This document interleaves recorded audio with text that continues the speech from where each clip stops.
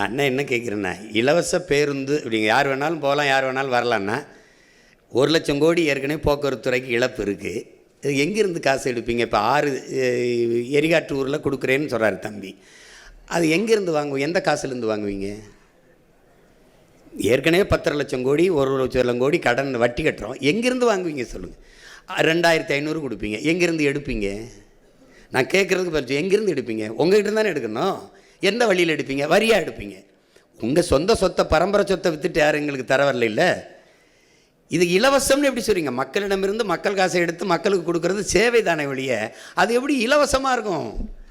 அது ஏன் என்னை நீ நம்ம பிச்சைக்கார மாதிரி நான் உனக்கு அதை கொடுக்குறேன், இதை கொடுக்குறேன். உன்னை யாரா கொடுக்க சொன்னது? உன்னை யார் கொடுக்க சொன்னது?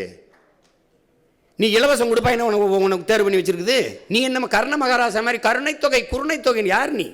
இந்த கர்ண மகா பிரபா நீ என் காசை எடுத்து, அதுவும் குறிப்பாக எங்கள் ஆத்தாளப்பன் குடிச்சு கொடுக்குற காசை எடுத்துக்கிட்டு நீ இது கொடுத்துக்கிட்டு இதில் ஒரு வேடிக்கை தம்பி. ஒரு நல்ல ஆட்சியாளன்னு அதை சிந்திக்க மாட்டான். எப்படி இருந்து கொடுப்பீங்க?